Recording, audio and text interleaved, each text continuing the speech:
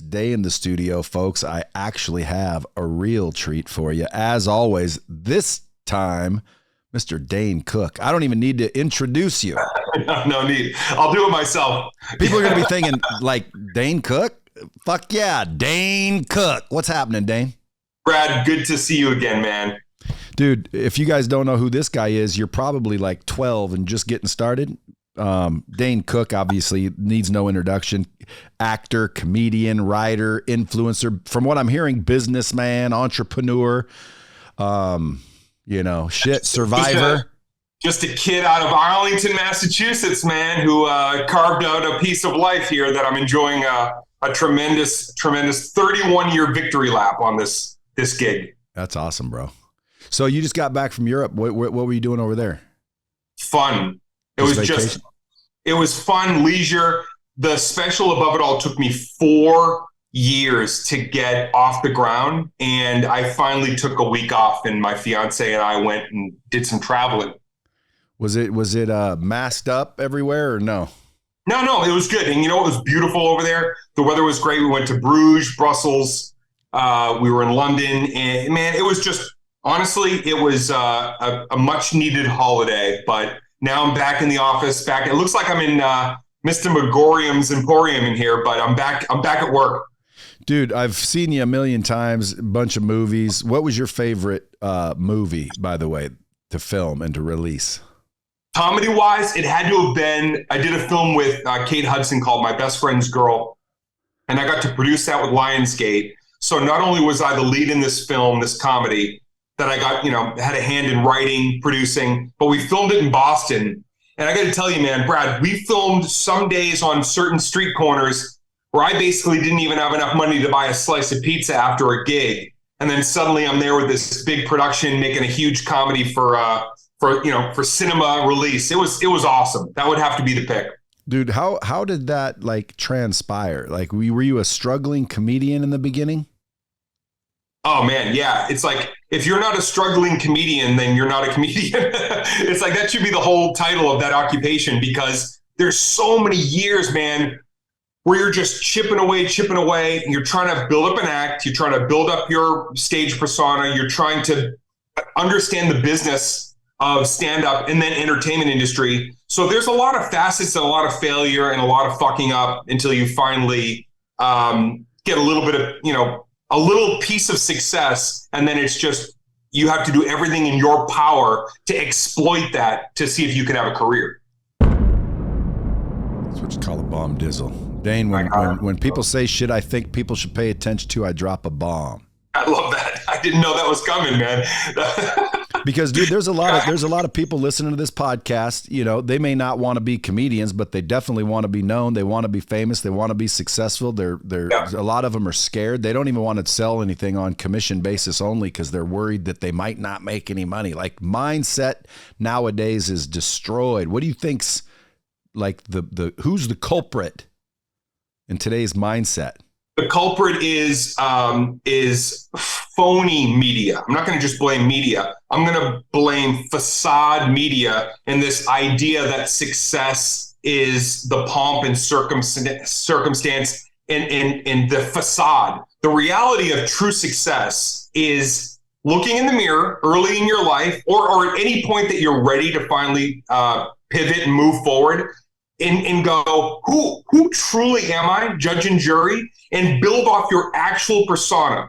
Because facade comes and goes, dissipates. But if you're your true self, I don't care what that true self is, politically, personally, religious, whatever that is. If you're your true self, the truth is more alluring in business than any frills that you could ever put on anything else. I would agree with that. Now, back in the day, dude, because I always like to go back and think about, like, before you were Dane Cook that everybody knows, you were just Dane Cook. Now, you might have been a freaking dishwasher, who knows? But the first thing that you said, I want to be, is a stand-up comic? Or was it an actor? Yeah, no, stand-up comic. I always looked at the comedians I watched growing up. I'd stay up late at night, sneak and watch like late night television where you could see comics like Robin Williams, You could see comedians on HBO like Sam Kinison, Rodney Dangerfield. I would watch these comedians and I thought to myself, if you're really good at this, if you entertain, a group of people, well, some of those people are directors, producers, some of those people work in other entrepreneurial affairs that you might want to collaborate with. So I thought if I could do stand-up comedy really well, it might open other doors for me to try other stuff. And that was, let me write a set, or did you go immerse into the industry, meet other comedians? How'd you get going?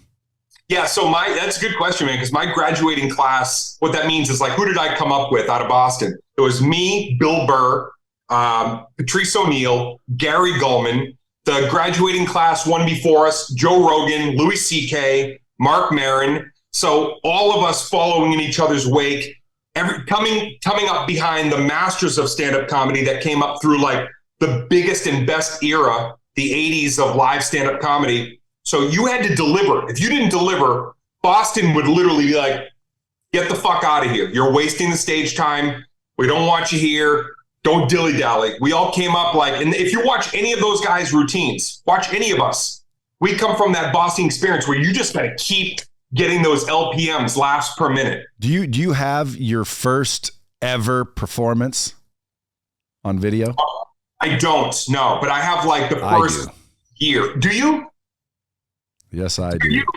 How did you get that? Somebody said to me, no, not of you. I wish I would have got that.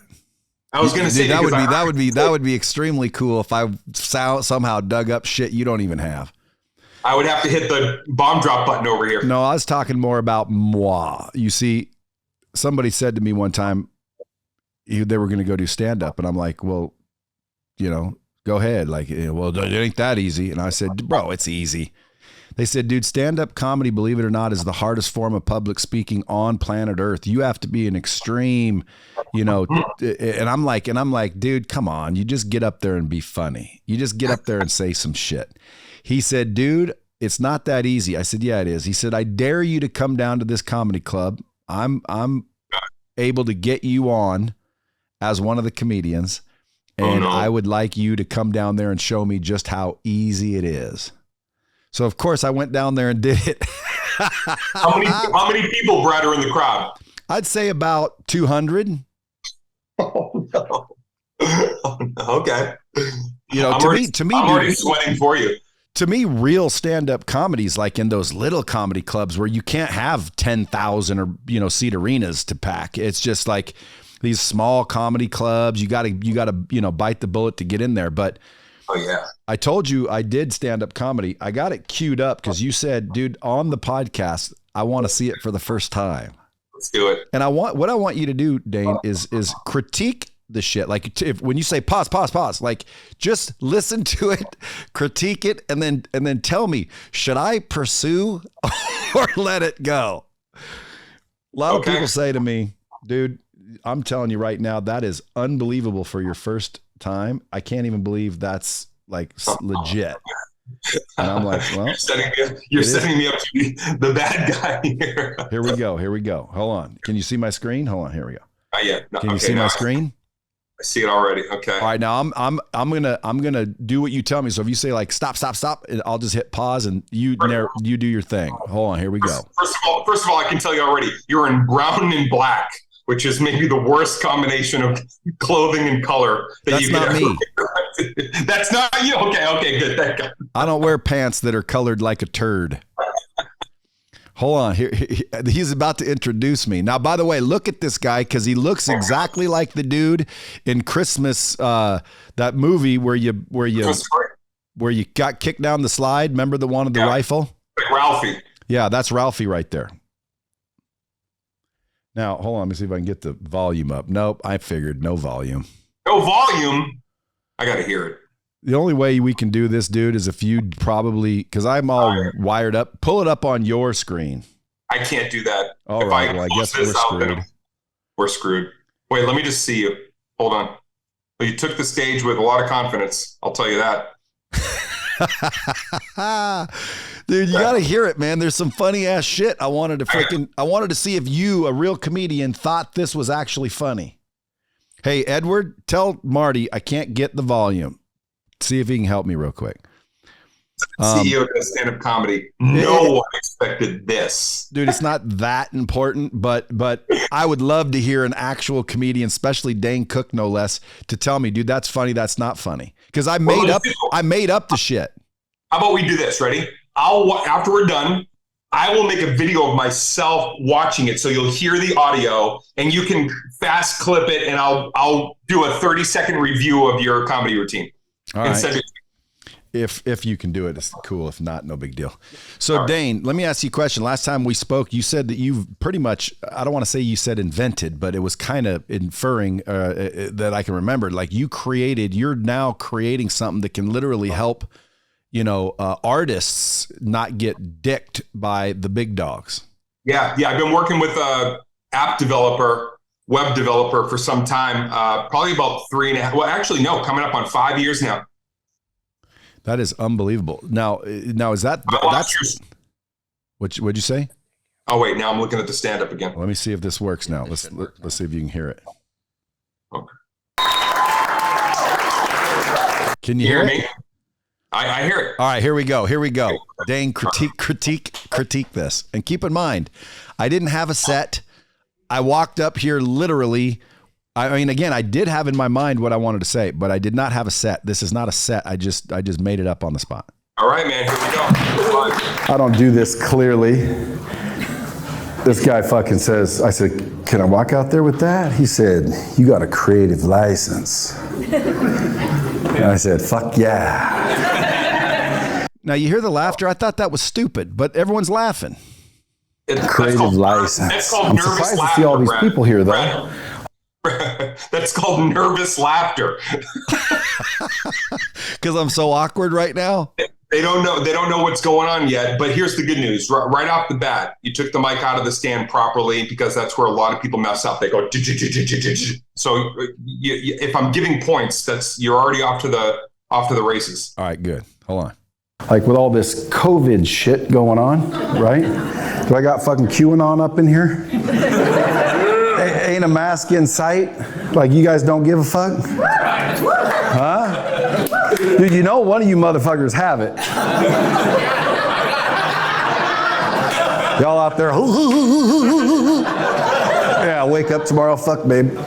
You got a thermometer? Wasn't that Brad, funny? Next time, but first rule, you gotta always take the mic stand and you put it off to the side. That's rule number one. But okay, listen, for the first maybe 8 or 9 seconds, I've seen a lot of comedy, right, over 31 years. And I got a little bit nervous for you, but you got that first laugh. And I would say 30 seconds in, you're doing better than most comics 30 seconds in, but let's continue. But, COVID's funny, if you ask me. I wouldn't wear a mask either. So you want to know where to invest $1,000 right now? Well, forget about stocks, real estate, or cryptocurrency. There is a... To me, it's like, why? They don't work, right? Tell the truth. I'm unvaccinated. Huh? What doesn't, like they didn't make it scary enough, right? They didn't make it scary enough. Like sometimes I think, am I the dumb fucker? Like I don't want to get fucking vaccinated, but they didn't make it scary enough. Like there's like a slight chance of death, But you might walk around like, it's like fucking, and it ain't funny, but like, huh? It's like they didn't make it scary. I got to tell you, man. I wanted to come with knives out. I was so ready to just take this apart, but you're doing good. This does not seem, this is your first time ever doing stand-up comedy? Yeah. I mean, yeah, I wanted to be savage. I was ready to roast, but now you look like somebody who's done it, but you look great. You're not nervous. You're not talking too fast. Tell me this joke coming up right here. Then we'll do another. We'll do it later because it's not that important. But this is the joke I wanted you to tell me if this is funny or not. Scary enough, dude. I'd rather be unvaccinated. They should have made it real scary, like being uncircumcised. Like I'd have been the first motherfucker in line. Nobody wants one of those snail dicks. Hey, but listen. I'm just saying. I just tell the truth. Now, again, I'm not a stand-up comic normally, okay? Normally, I'm just an entrepreneur, building businesses, doing my thing. And then old fucking Keith Yackey, a mix between Johnny Bravo and that little motherfucker that wanted the Red Ryder fucking pistol or whatever that was in that Christmas movie. Think about it, dude. That's him. You guys don't know that? You guys never seen the little Red Ryder movie? Christmas Story? Is that it? That's the motherfucker that slid down the stairs. I ain't shitting you. And what's funny is y'all think I'm a comedian and I'm not. What's funny is y'all think this is a comedy show and it's not. Okay, y'all motherfuckers gonna get pitched something. This is more like a timeshare deal. Thanks for Brad. So this isn't even a you're just riffing. Yeah. I wanted so badly just to destroy you right now because you gave me permission, but it's good, dude. You did a good job, man. Thank you, buddy. So yeah. could I, if I tried, could I go, do you think I could have a career in stand up? You have a shtick, you have the stogie in your hand, you're fucking, skulking around the stage, you're physical, you're confident, you look great smiling. I mean, that's another thing. Comics always forget to look like you're having a good time. It's the biggest mistake of new comics. They look terrified. I mean, man, if I had to grade you based on 2 minutes, I give you an 8 out of 10. And that's drop a bomb on that. That's not easy.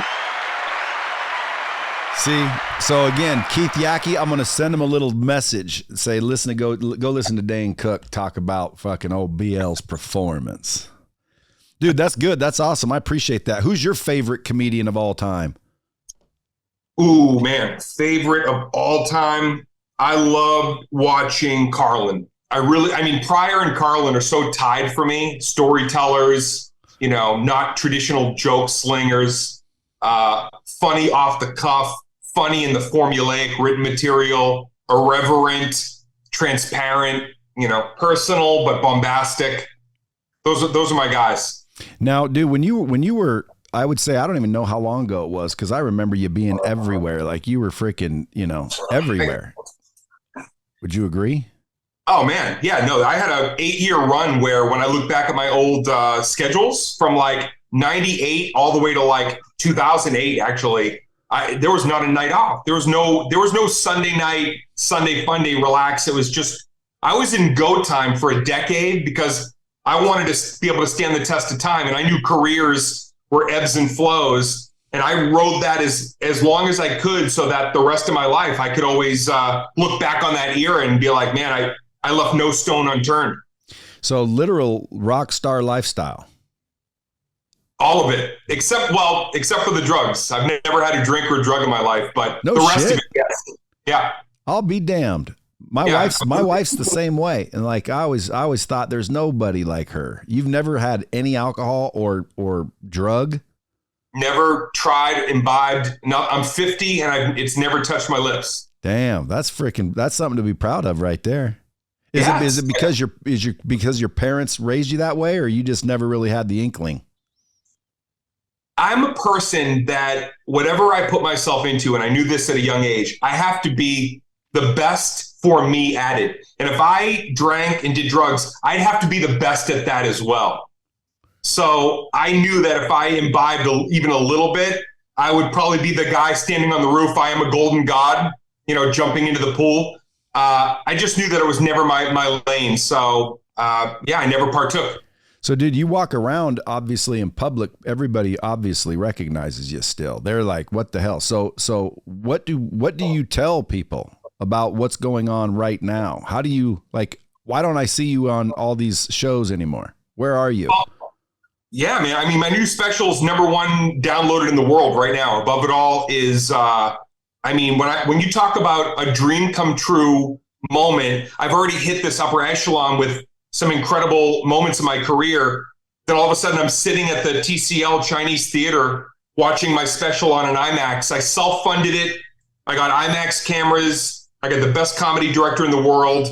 And we put together something that I think is not only going to aesthetically change the way stand-up comedy is presented, but we're doing business in a way that I think is going to change the industry as well. So it's an exciting time, man. It's a new chapter. Yeah, but I mean, if I said, hey Dane, I'll book the space, I'll promote the shit, you come up to Vegas and do a show, dude, I'd sell out the show still. Like, dude, like you could be selling out arenas. Well, do it, man. I mean, listen, I had a huge tour right before COVID. I got to do Radio City Music Hall, 8,000 people, New York City. I mean, I played Madison Square Garden, I played the Beacon, but I never played Radio City. That was probably the last space in my life that I would want to play in the world as a comic. And I finally solidified that. So you have to understand, like, from my perspective, I've done everything that I've ever wanted to do in terms of where I perform and the level of performance. What I want to do now is take business of stand-up and then what I do behind the camera and what I do presentationally to another place in stand-up comedy. Yeah, but you still got to perform, dude. We didn't get enough of you. Well, man, the new tour in 2023 is going to be really robust. So we'll be back through Vegas for sure. Okay, so they'll see you out there for that. How would somebody see you with this new, almost it sounds like a digital rights management or some sort of blockchain based thing, or what? How are you controlling, or how are you getting rid of the middleman? Yeah, I mean, the whole name of the game in this era is self-distribution, right? But you go, man, how do I do self-distribution and then keep an eye on my money, keep an eye on, like, where is it going, so I can reap the rewards of royalties and whatever you finance, you want to make sure you recoup and then beyond. And that's what I'm working with these app makers on, which is ways to self-distribute, but then ways to really key in at any given moment to look at your resources and know what you're making in real time, not just a like or a subscribe on a YouTube that's controlled by another entity, where you're your own personal YouTube, where all those retention rate numbers and analytics and data is in your pocket, not on a website behind the scenes where you got to have somebody who knows coding come in and tell you. Something that you can do through your app where you can directly connect and grow that fan base. But we've added some things that have never been done before in that space, but I can't talk about those proprietary things yet. Well, what was the catalyst of this? Because publicly, I think your brother stole a bunch of money from you. Was it like something like that told you, dude, I got to figure out how to track money, or is it just like a common problem in that industry? It wasn't. That's it. It wasn't so much the stuff I went through with my brother, which unfortunately I'm not at liberty to talk about today because we're shooting a documentary on it. But given the era that I grew up in stand-up, we moved from units sold to digital. And once things went to digital, it was really difficult for the creator to keep an eye on where those digital highways would take your content. So listen, man, it's been an uphill battle for a lot of comics. I'm sure you see the headlines. There's a lot of comedians in lawsuits and litigations with streaming services and audio streaming services because we're not getting the proper residuals, which is why I'm going to be doing it entirely myself. And I've had more success with Above It All out of the gate now in 3 weeks' time than I had on my last two specials that I went through a proper network. Hey, if the Bomb Squad wants to see Above It All, where do we go see that? Just right now it's on danecook.com, but I am talking with distributors that want to put it out globally through other channels. But for now, it's just my website. If Netflix wanted to air it or put it in there, you wouldn't do it? Only if they're going to let me own it. I don't want to, and nobody else is going to own the material. Yeah, I heard a buddy of mine has some sort of deal with Netflix, and he said it's not conducive to the artist. It's not conducive to Netflix to not have Dane Cook on their platform. That's right. I have a global fan base that is hungry for new content. It's indicative of the numbers and what I'm seeing now through just direct distribution. So dude, everyone I've talked to about you loves you. Never heard a bad word about Dane Cook. Well, don't Google me then. What would come up? Oh no, the internet always likes to have fun with whoever is. When you have that moment where you're on top of the world, that's when I always say that's the time to turn the internet off. Well, the only thing I saw when I Googled you was two things that I would be considered, technically headline news type of shit. Number one, whatever's happening with your brother, he stole a bunch of money, etc. But that's not your fault. Like, you fucking trusted your brother. Then number two, you're marrying a chick that happens to be a little bit younger than you. That's true. That's it. And by the way, number one, you trusted your brother. I've trusted people and they've screwed me before. That's nothing big. And your wife's 24, 25, 25 years old. Like that's a grown woman and there's nothing. I mean, what are you, 50? Yes. So again, if you guys get along like freaking hotcakes, what's the problem? You're asking the wrong person. I have no clue what other people think of me is none of my business. There's another one.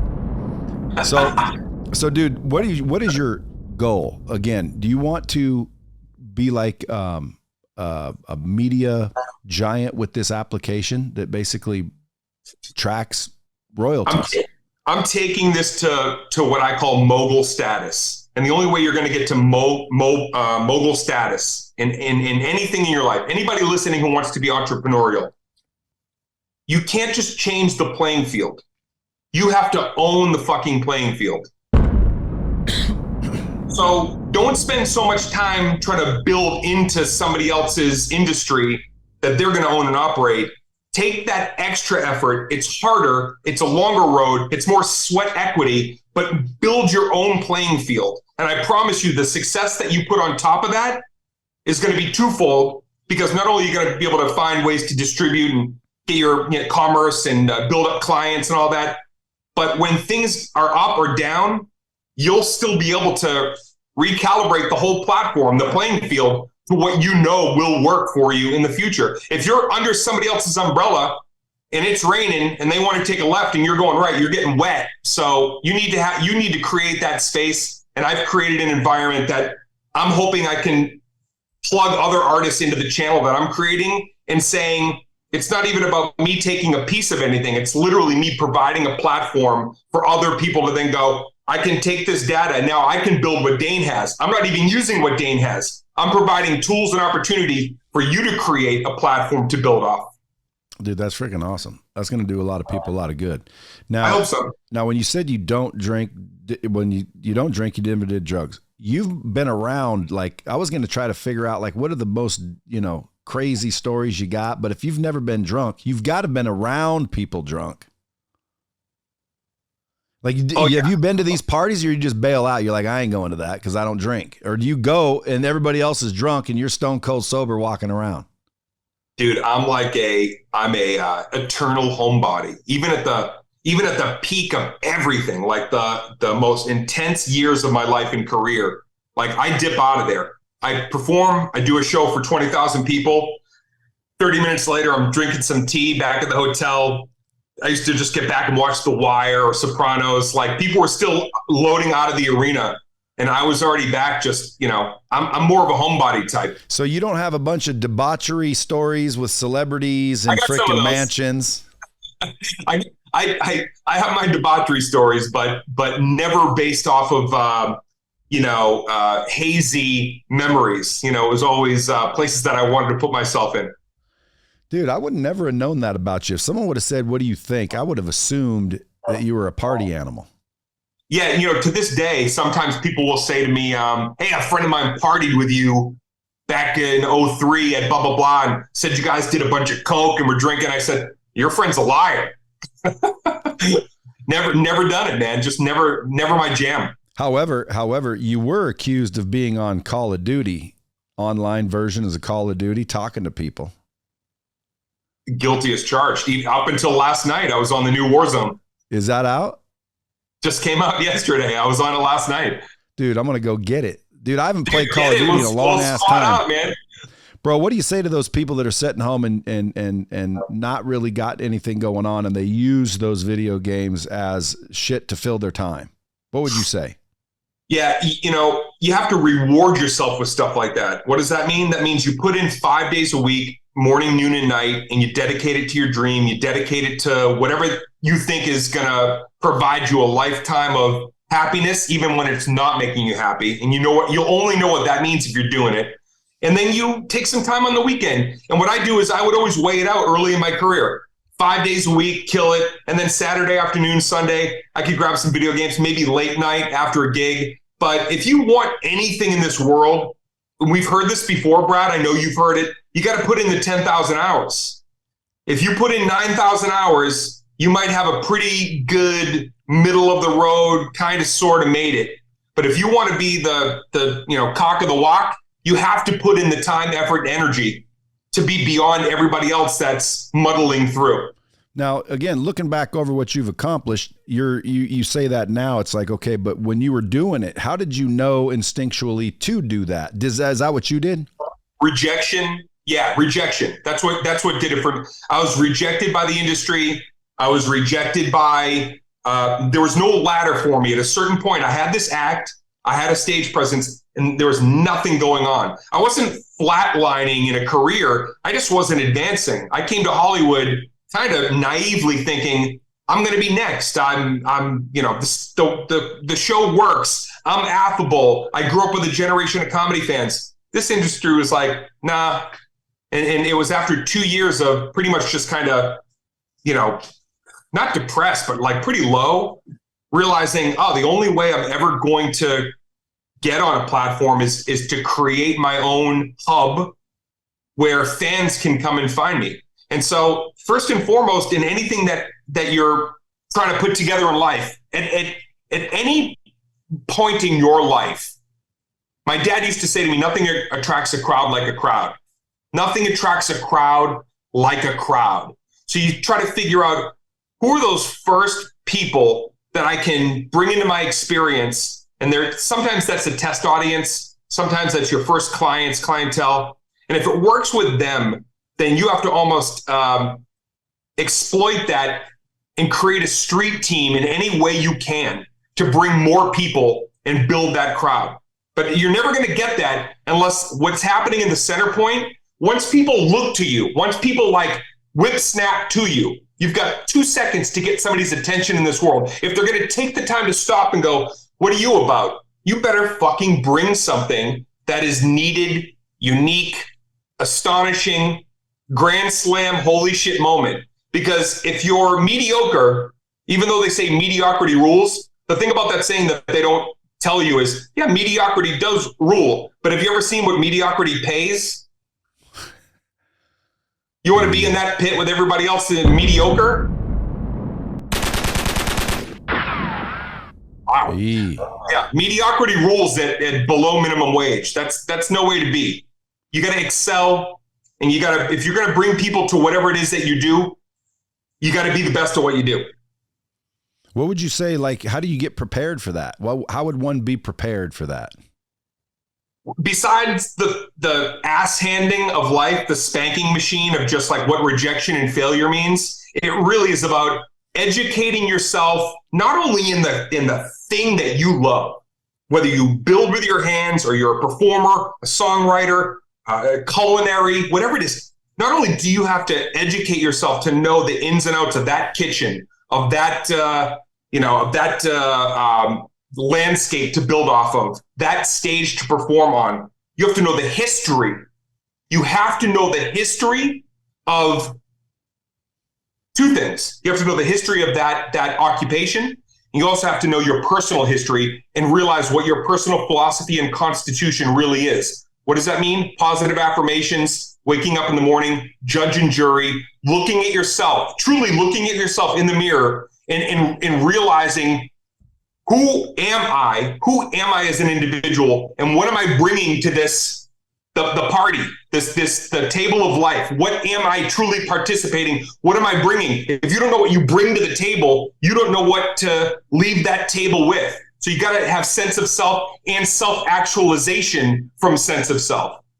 Dude, that's deep shit. I mean, dude, believe it or not, what he just said, folks, I'm telling you, I've said my way a million times. And I think at some age, people will always, like, I wrote a book, Dane, called The Hard Way, which is lessons I learned the hard way so you don't have to. And when it's funny, when I talk about the book, I say, guys, you're going to learn these lessons one way or the other. The question is how much is it going to cost you? Because there are universal laws. What you just said was universal. Yeah. How come people can't do that?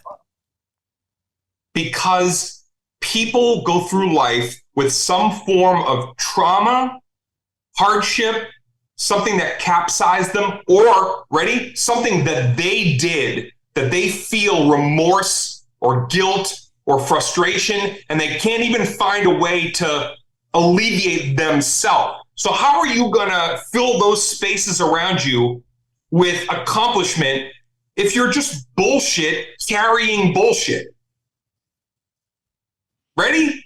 Started day one. My dad, again, I'll quote my dad a lot because he said a lot of gems. You would be hitting the bomb drop button. My dad once said, "Today is the first day of the rest of your life." He said it a lot. And I used to think it was kind of cuckoo and silly. And then I started to realize, holy shit, this is day one. You can start right now implementing everything that Brad's talking about. Brad's book, I've read a lot of the excerpts. I wanted to be on here because I've become a fast fan, but also I'll share my failure, I'll share my success. But I hope people listening are hearing the one common denominator is you're not going to get ahead unless you have an absolute understanding of who you are and what your value is to the people around you. You won't have it. So don't even fucking try if you're not willing to share with me, share with Brad, share with the people, your community. Who are you? Why are you here? And if you can figure that out, then you might have a lifetime of success, whether that's riches or riches in other ways, being of service, being a contributing member to your community. Those things are success.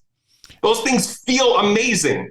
So you'll never have any of that unless you can claim ownership over all your failures and all your successes and put them into one package. Day one is today. Boom. Hey, what's your dad? Your dad's still alive? No, my dad passed away cancer in 2006. Oh, bummer. Yeah. Your mom? Same year, cancer. Oh, my mom and dad both passed away of cancer within 9 months of each other. Dude, that must have been tough. Were you guys close? My mom was my best friend in the world, and my dad and I had gotten to that place that in the last 7 or 8 years of his life, we really figured it out, got really close. So yeah, I mean, but I got, Brad, I always have to say this because I always celebrate my parents. I got to show them everything. Everything I promised at 15, 16, I'm going to play arenas. I'm going to be on HBO. I said to my dad, I'm not doing this for halfway, Dad. I'm going to be one of the best comics of my generation, or I'm not doing it at all. And I got to show him all of that. So proudly, I sit here today knowing that as the son of George and Donna, they raised me right. And I feel like I'm just continuing to not only entertain people because they made me believe that I was capable of it, but it's just a constant way to acknowledge what incredible individuals they were. Well, dude, I want to go back real quick to the 15-year-old Dane that said, I'm gonna. So I'm trying to figure out where you were. Were you washing dishes? Like at some point you were just a normal person. Yeah. I was, 15. I was a dietary aide in a nursing home. 15. I was selling the Boston Globe at a Walgreens. I was working at a pizza place, and I had 4 jobs, and I was working at a video store. Renting like a Blockbuster type video store. But you wanted to be a comedian at this time. That's it. That's all I wanted to do. And how did you start? Yeah, the first thing that I had to do was figure out if I could even get on stage because I had a lot of, I was an introvert. So it was like a crippling level of anxiety that I still actually deal with to this day. Pretty vicious case of anxiety. When it hits me, luckily not often as it used to, it could be incapacitating. And back then when I was a kid, I had really no ability to quell it. I was almost enraptured in anxiety. What was my anxiety? I had an inability to calmly go into a situation where I knew that I was going to be able to be talking with people or in front of a group of people or even sitting in a classroom. Now see, most people see again, like they see you on stage, this funny motherfucker. Oh man, look at him. He's fucking ballsy. But when in reality, dude, inside you were just as scared as the next guy. I was so fucked up. Oh, even more. Yeah, I was fucking terrified. Dude, when I tell you, Brad, when I first got on stage the first time was 1990. There was an open mic night at a place called Catch a Rising Star in Cambridge, Massachusetts. And I didn't plan on going up that night. I was just sitting in the crowd, and the host called out a name of somebody that signed up but didn't show up. So when the host said the name, and I remember the name to this day, he said, "Where's Ernest Glenn?" And I looked around, no Ernest Glenn. I put my hand up, and he pointed at me, he goes, "You're Ernest Glenn?" I said, "Yeah." Now, my heart hasn't even had a chance to race, even though I was terrified at the notion of going on stage, but I still would go because I wanted to break through that fear, ultimate fear. I didn't have time to be afraid because he just called a name out, and I said, "That's me." I went on stage, 5 minutes of my life, unlike you, who looked pretty natural and like you were up there just kind of in it, riffing, moving around. All I could rely on was the things that I thought might be funny. And I grabbed the mic like this. I did my act, what I could remember. I got laughs. And it was a transformative moment. And when I walked off the stage, I was never the same person that I was, because I had proven to myself that even with all the fear that I could do this. And so that was the first step to a lot more fear ahead, but that was the first way I broke through and didn't let fear rule me. Do you think humorous or comedy could be taught? Like, in other words, were you already kind of funny, kind of witty? I don't think you would have said that if you knew me in school. It was like, I was not the class clown. I was kind of a wallflower. But when you write jokes, dude, you gotta like, don't you gotta be funny? Well, yes, but you also start to learn in comedy, it's way more than the jokes. It's really more about attitude. It's about musicality. It's about how you ingratiate yourself on any given night with that crowd. So yeah, it is about the world of funny, but what makes somebody funny is not the jokes. It's the delivery. It's the person behind it. Pay attention, folks. That's a good one. Which is why you did well, because the reality is you already have confidence, but you got up on stage and it's one of two ways. People are either rooting for you when you get up there, or they're not, because they sense something false, phony, bullshit, fake, nervous. But you got up there and it was like you're automatically like you put them at ease. They were comfortable with you. Yeah, but I was nervous, dude. Nervous. You didn't show it. I was definitely nervous, and I can see it when I'm talking. Like, dude, that's where you didn't know what the fuck you were gonna say, and that's where you made that shit up. And hey, you recovered there well, but dude, I was nervous for sure. But that's why, okay, you could be the best comic in the world with everything written down and you're going to say it perfectly. But if you don't have that charisma and confidence and ease, then they're not going to laugh. But you can go up there with absolutely nothing on your mind and find it in the moment. But if you're a person that lives like that, that's your truth. So if you bring your truth to the stage, they're going to like you. How long did it take you before you found some acclaim? Probably I was doing it for 8 years. And then I was in the San Francisco comedy contest in 97. And a producer from an ABC show happened to be on vacation, saw me and said to me after, "Hey, I'm doing," never forget this. It was unbelievable. He goes, "Hey, I wanted to meet you. My name's Michael. I'm producing a show in LA and we're filming it right now. We're about 3 episodes in.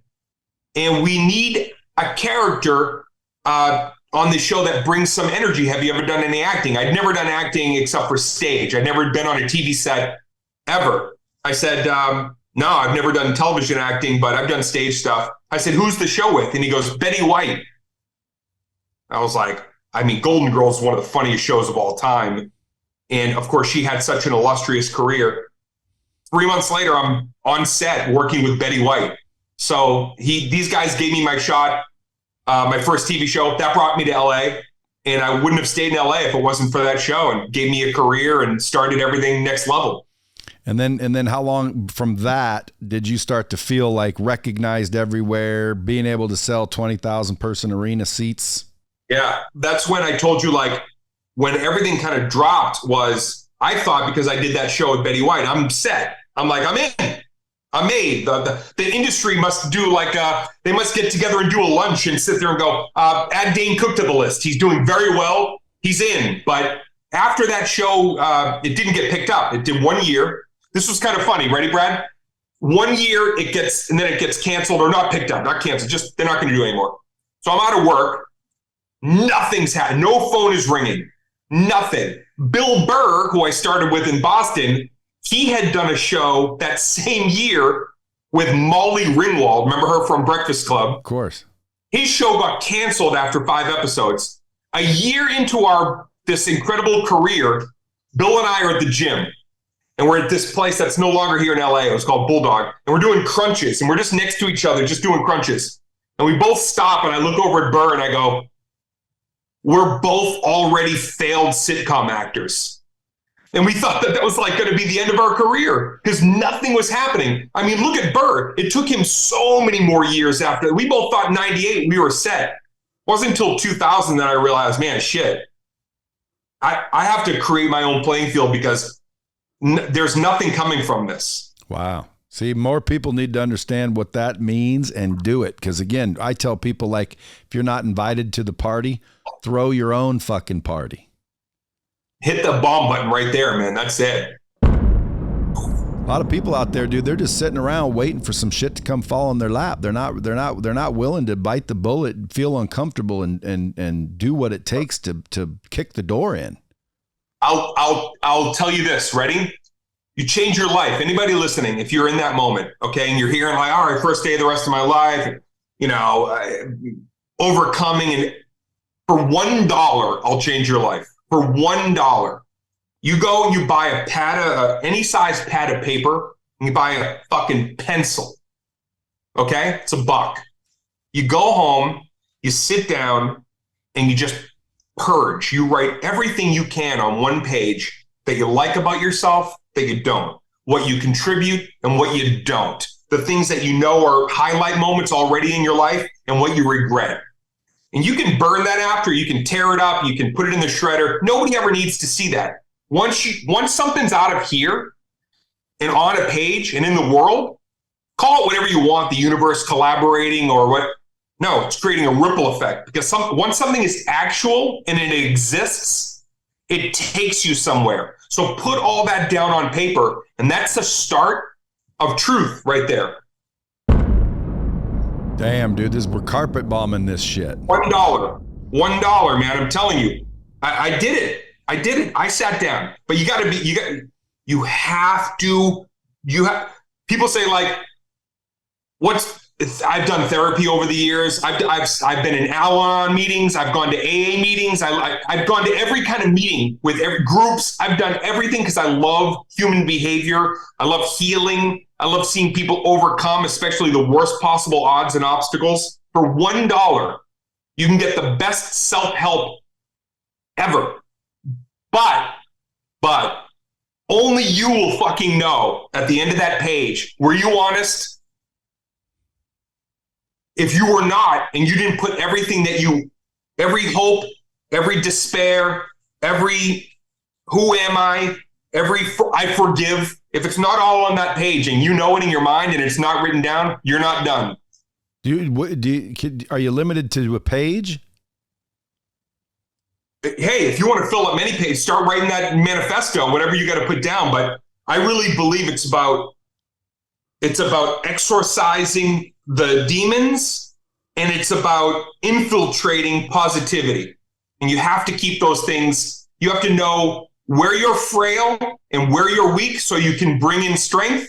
And you need to know where you're the fucking the leader of your ability. You have to know, you have to be able to admit these are the things that these are my gifts, and don't I hate that we're in this placating society where the person with the best idea has to temper it and ease in together. I don't buy it. I don't subscribe to it. If you feel like you're the lead dog, tell as many people, and some will go, oh, look at this one. No. A few people will listen and go, all right, so lead me. What are we thinking? And you build your little Justice League, you build your gang up, you build your squad up from there. But be just as willing to go, I don't fucking know this thing though. I'm not good at this. I have failed. This has hurt me. Can someone be here? But I got this. If you do that and it's all on the page, and at the end of that page or 2 pages, you realize everything I am is right here. Every honest truth about me, good and bad, is right here. You can go anywhere from there, man. Anywhere. And then how do you find that team to put around you that you can trust?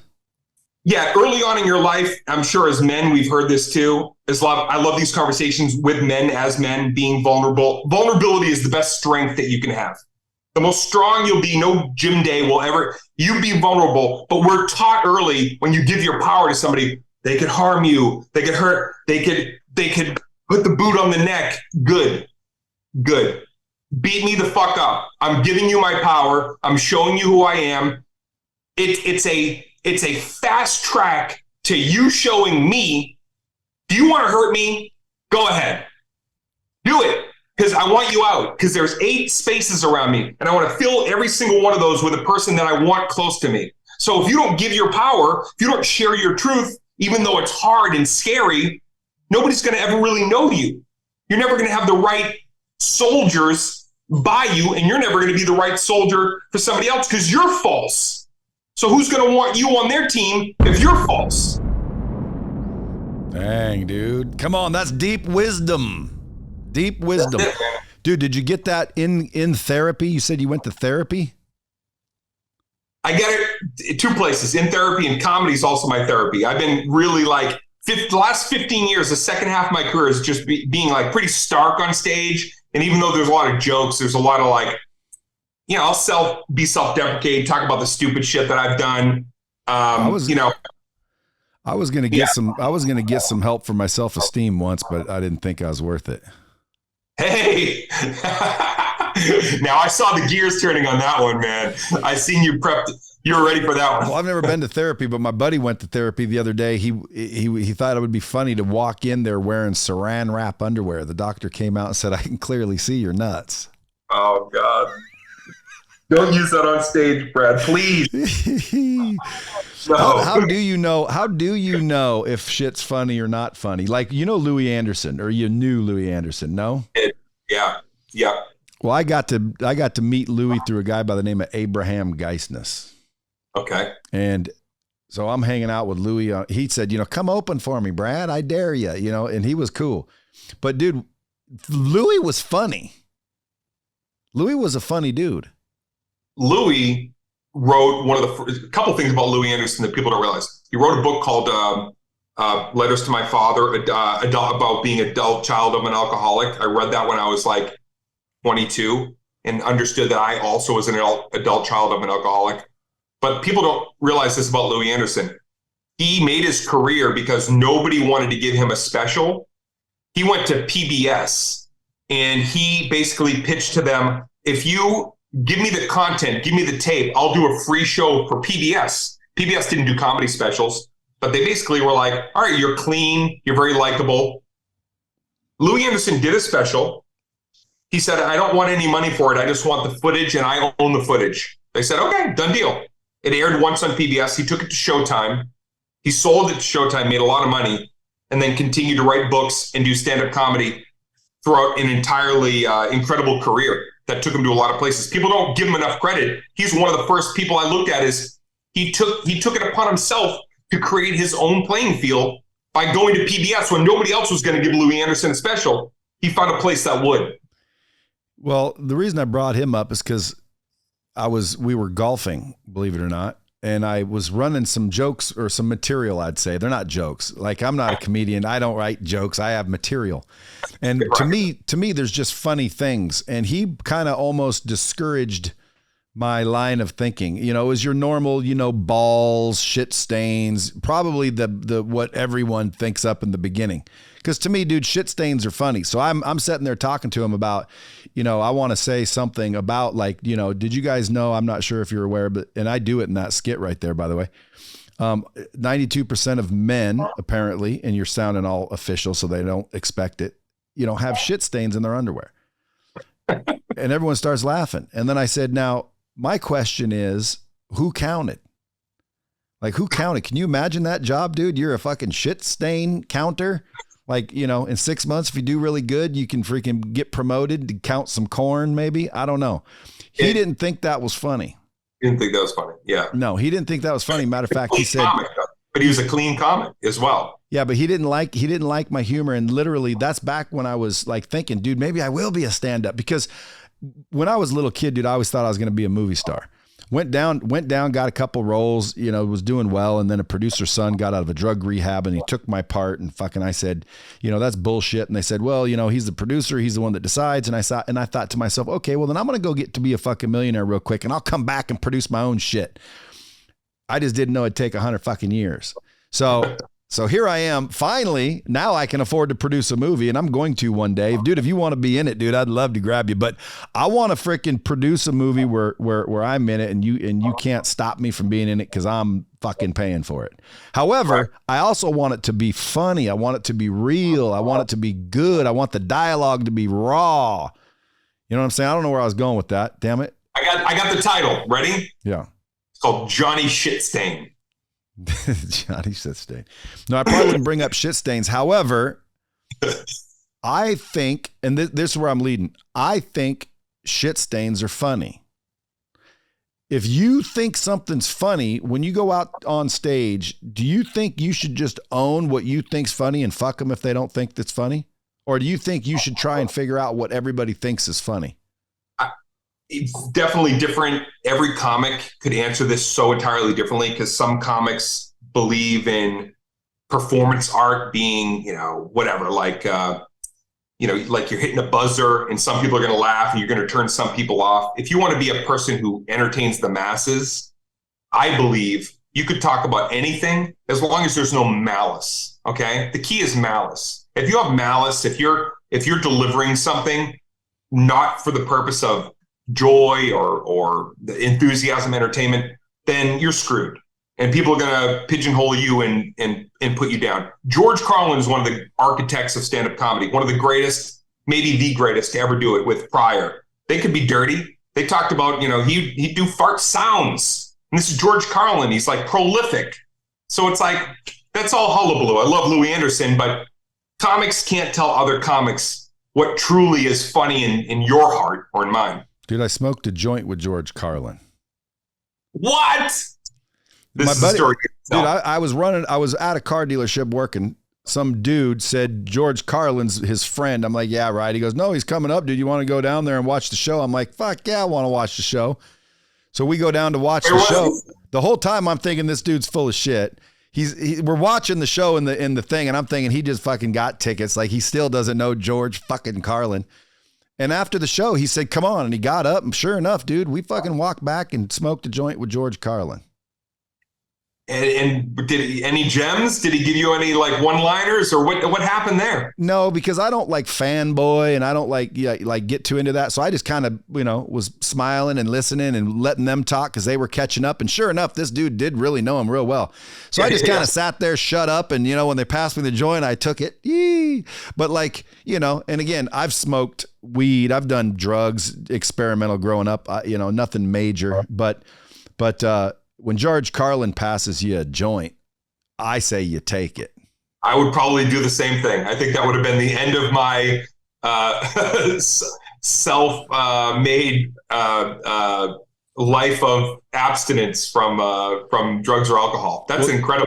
Well, dude, I'd love to keep talking because obviously you got a lot of shit to say, a lot of value, but I told you only an hour and we're coming up on it. What can the Bomb Squad do for you? Bomb Squad are entrepreneurs, doctors, lawyers, blue collar, construction workers. Yeah. But I'm telling you right now, dude, they're real. The Bomb Squad's real.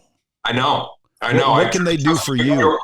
you and your audience reputation precedes you. And I can't tell you how much I appreciate you, cutting it up with me for a little bit and inviting me on. The best thing that you could, first of all, I want to entertain you. So if you want to have some laughs and you want to see a show that looks incredible with the great Marty Callner directing it, that's where I'll start. But more than that, it's like I self-financed this out of pocket entirely. No investors, no streaming partners. This was something that I wanted to create entirely myself for fans, which means at the end of the day, whether I recoup or I don't recoup, that's all on me. And knowing that, I wanted to make the best comedy show I could make in 31 years, because if my name's on it and my price tag's on it, then the only thing that's going to matter to me when I put my head on my pillow is that I give 100% at this point in my life to the people that love me, and hopefully new people coming in and checking out the show. So I hope that people will come and support it at danecook.com, because it's a true labor of love. And in success, I get to make more, and I get to have more conversations like this. So I hope people will enjoy the show. Dude, you don't have a podcast or anything? So I'm working on something now that could be pretty exciting, but I can't talk about it yet. But in the next few months, I'll be chatting about where people can find me on a more day-to-day basis like this. But right now, Dane Cook, and obviously social media, TikTok, YouTube. Yeah. TikTok, guys, man, I love that TikTok live. That's my jam. Dane, I appreciate your time. Folks, listen, go show him how powerful the Bombsquad actually is. Go blow up his website, danecook.com, COOK, like it sounds. Watch Above It All. I don't know if it's a download, stream, whatever it is.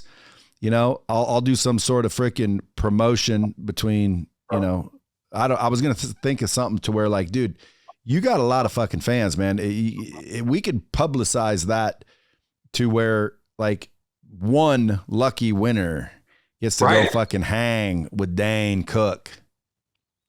Absolutely. Huh? I mean, maybe what we do is, if somebody wants to go and download it, watch the show, and then just throw me a back channel DM. People can DM me. I'm on Instagram. And you say, dude, I heard you on Brad. I fucking loved it. I supported the show. Then I'll pick a person to bring a friend, whatever. We'll fly them out to Vegas on my next gig on my tab, and you'll come and you'll be part of the show as well. We'll get you on stage. We'll bring a couple of your fans in, and we'll have the time of our life based on what we created here today. Boom. Can't get better than that, folks. Listen, go support this dude. Go watch that show. And Dane, I'll make sure you got my cell phone. If you need anything that I can help you with in any way, make sure you reach out, brother. Man, the feeling is mutual. Same here. And again, man, I can't thank you enough for having me on today. Appreciate it. Dude, what are you talking about, dude? You're Dane fucking Cook. It's my pleasure. Anytime, dude. You can co-host the bitch if you want to start co-hosting. Fair enough. All right, man. Appreciate you guys. Hey, until next time, as always, friends, keep that shit real. Dropping bombs with the real Brad Lee. Subscribe now.